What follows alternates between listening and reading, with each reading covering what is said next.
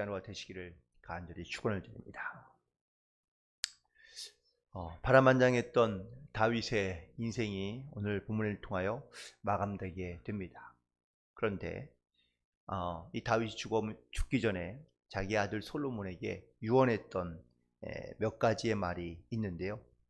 하나는 바로 대장부가 되어서 하나님의 법을 반드시 지키며 살아갈 것을 부탁하며 또한 말하고 있는 것을 볼 수 있습니다. 물론 다윗에게는 참 좋은 일도 많았지만 또 그의 인생의 말년에는 어렵고 힘든 일도 사실 많았거든요. 그 다윗은 죽음과 자기의 사이에는 한 걸음밖에 되지 않는다는 이런 말을 할 정도로 그는 늘 죽음을 곁에 두고 있었고 혹은 또 죽음과 가까이에서 살아왔다는 것을 잘 알고 있습니다. 그러면서 자기 아들인 솔로몬에게는 반드시 하나님의 명령을 지킬 것을 부탁하면서 또한 유언하고, 그리고 하나님의 말씀과 계명을 지키며 따라가게 될 때에 너는 형통하게 될 것이라고 이렇게 부탁의 말을 하고 있습니다. 그리고 난 다음에 몇 사람에 대하여 부탁의 말을 더하게 되는데, 한 그룹은 정확하게 표현하면 한 사람이지만 한 사람은요 잘 그를 대접하고 또한 그의 후손들을 잘 선대할 것을 부탁하고 있습니다.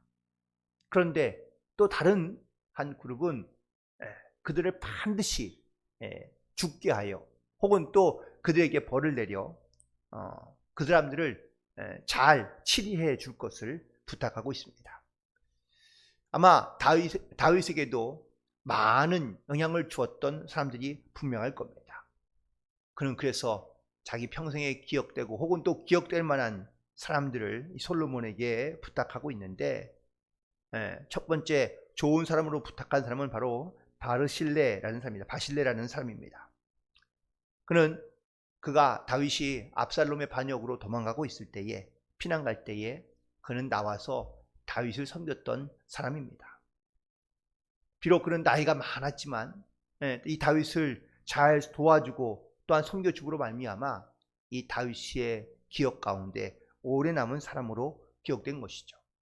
드디어 그가 예루살렘으로 돌아올 때에 이 바실레를 찾아가서 물었습니다. 나와 함께 예루살렘에 가자라고 얘기했더니 이 바실레가 자기는 나이가 많으니 그냥 여기에서 있고 자기의 아들들을 부탁하며 이 아들들을 책임져 달라고 이렇게 부탁합니다.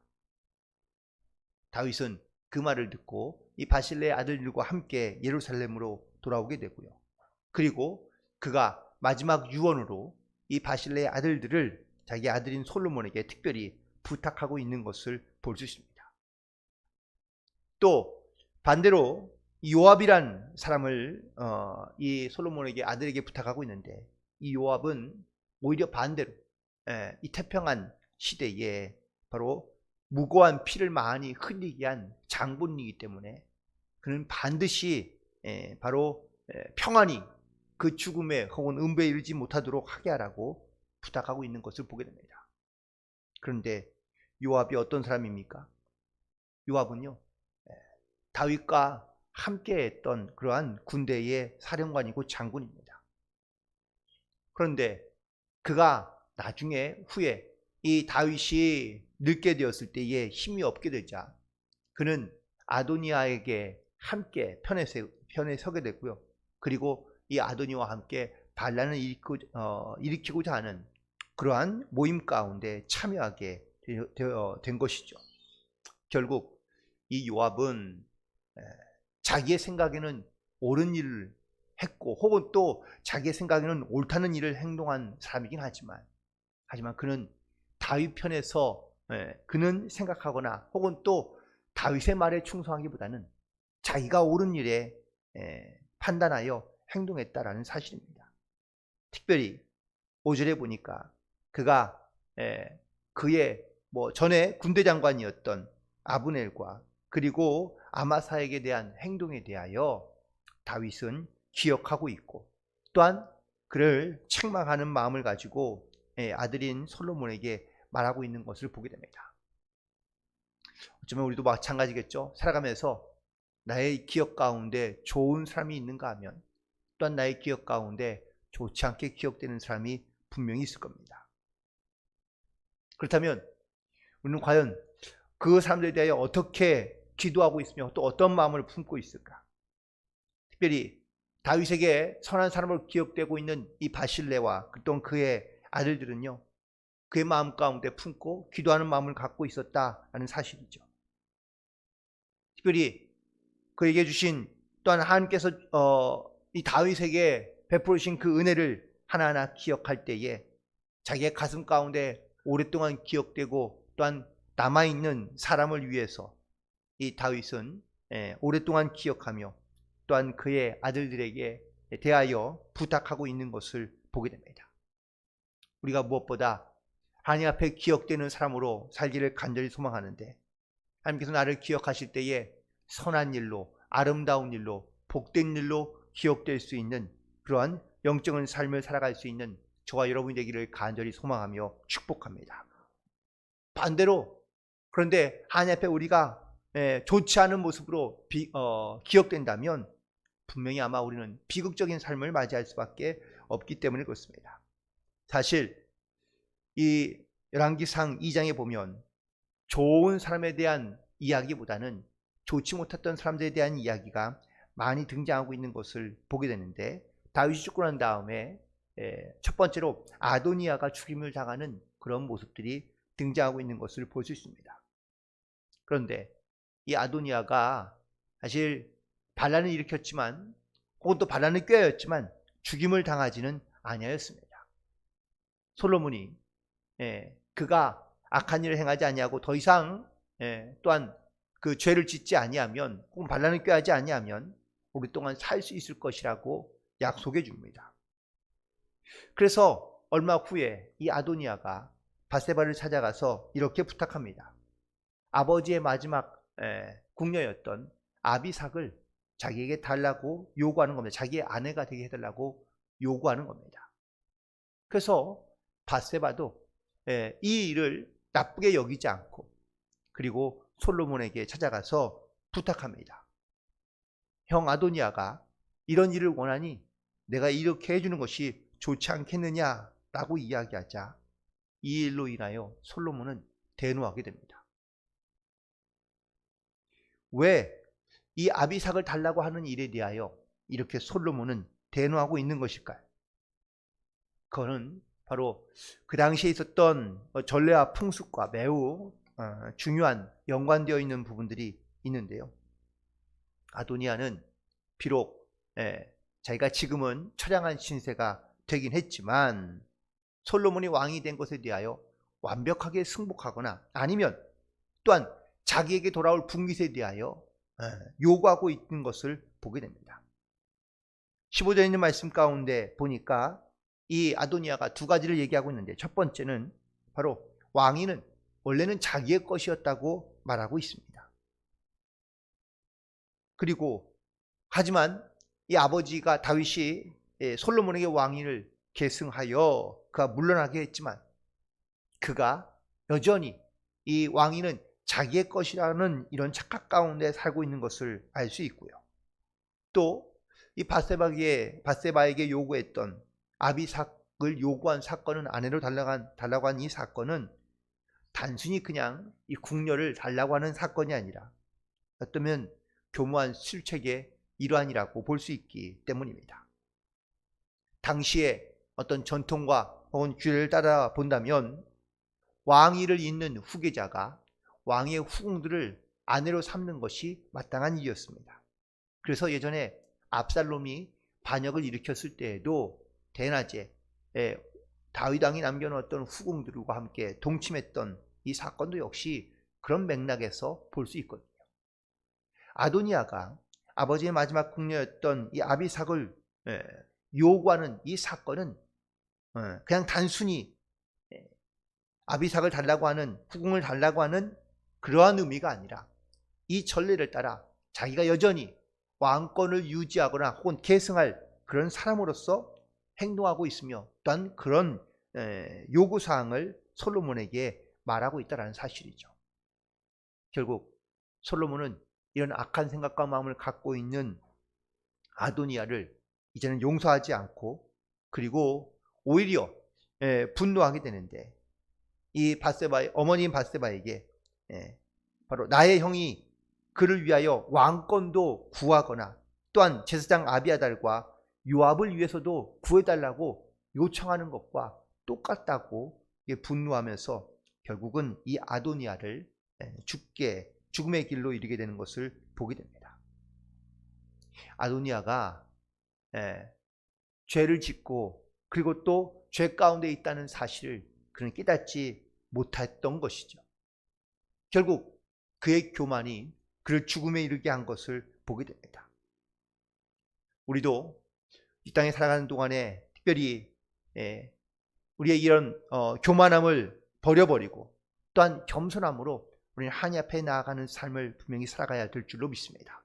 사람 앞에도 혹은 또 모든 일에 대해서도 이 겸손함을 잃지 않고 좀 더 깊이 있게 자기의 모습과 혹은 또 자기의 어리석음을 돌아보고 하나님 앞에 겸손함으로 또한 사람들 앞에도 역시 낮아짐으로 하나님의 뜻을 이루어갈 수 있는 이런 믿음과 지혜를 가지고 살아갈 수 있는 그런 우리 모두가 되기를 간절히 소망합니다.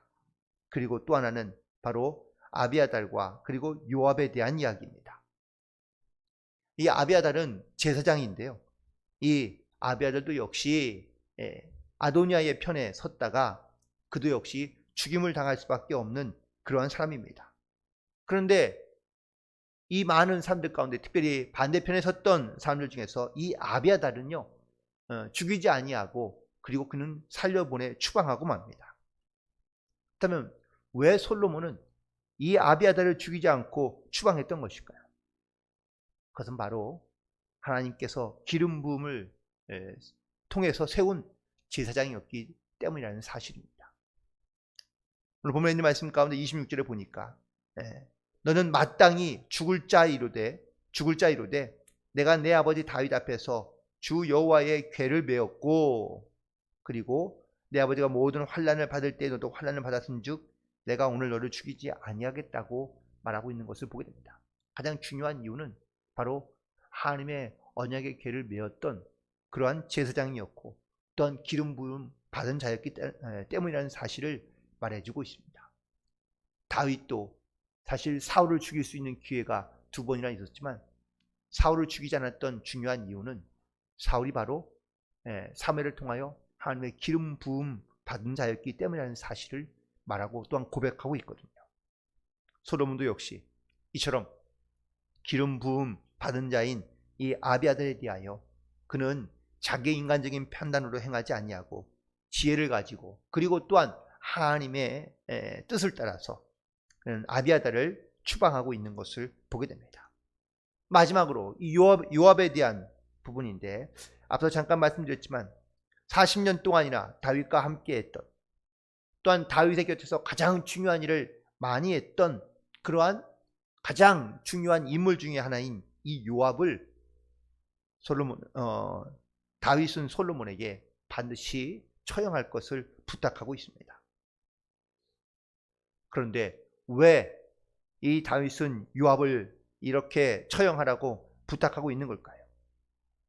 40년 동안이나 그의 곁에서 함께했던 충성된 사람이라고 생각했지만 사실 그는 충성된 사람이 아니었다는 것이죠. 그의 마음에 혹은 또 그의 중심에는 바로 다윗을 물론 생각하는 마음도 분명히 있긴 하지만 그는 언제든지 변할 수 있는 사람이었다는 것을 보게 되었고 또한 알게 되었기 때문이라는 사실입니다. 다윗을 배반하였기 때문에 그도 역시 마땅히 죗값을 받아야만 했죠. 그가 아도니아를 죽였다는 소식이 들리자 그는 살기 위하여 여호와의 전에 들어가고요. 그리고 여호와의 바로 궤에 있는 제단 뿔을 붙잡게 됩니다. 그 이유는 제단 뿔을 붙잡고 있으면 살아남을 수 있기 때문이었던 것이죠. 결국 솔로몬이 사람을 보내서 그를 죽게 합니다. 하지만 그는 제단에서 죽기를 원하고 거기에서 나오지 않게 되죠. 아마 그도 자기가 배반한 일에 대하여 어떠한 결말을 얻게 될지 그는 아마 충분히 예상했던 사람일 것입니다. 과연 이 요압이 다윗을 위해서 충성했던 것은 과연 무엇 때문일까? 아마 그는 여전히 자기가 하고자 했던 길과 혹은 또 자기가 원했던 그러한 욕심과 욕망을 얻고자 하는 마음을 가지고 그는 최선을 다하고 또한 자기의 위치에서 최고의 자리를 얻기 위하여 그는 충성을 다했다는 것을 우리는 깨닫게 됩니다. 결국 그의 교만함이 결국 그의 이 마지막 부분에 이르게 되도록 결국은 역사하고 있다는 사실을 말하고 있습니다. 아도니아도 그리고 요압도 역시 마찬가지입니다. 그들도 스스로의 교만 가운데 빠져 또한 하나님의 뜻과 하나님의 명령과 말씀과는 상관없이 자기의 뜻과 교만함으로 만들어가며 또한 자기의 뜻을 이루고자 했던 이 두 사람은 결국은 물론 다윗의 곁에서 혹은 또 다윗이 힘을 잃어갈 때에 반란을 도모하거나 또한 반란을 일으키고자 하는 그러한 상처와 아픔을 주었고 결국은 불행한 열매를 거두게 되는 것을 다시 한번 보게 됩니다. 교만은 패망이라는 하나님의 말씀을 다시 한번 기억해 봅니다.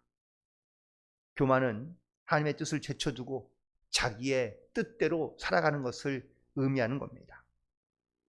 다윗은 늘 교만하지 않기 위하여 그는 하나님 앞에 기도했고 혹은 또 겸손하게 살아가려고 했던 삶인 것을 우리는 성경을 통해서 볼 수 있게 되는데요. 우리도 역시 오늘 하루를 살아가며 하나님의 말씀에 겸손하게 순종하며 또한 충성된 하나님의 백성으로서 살아갈 수 있는 그런 저와 여러분 되기를 간절히 소망합니다.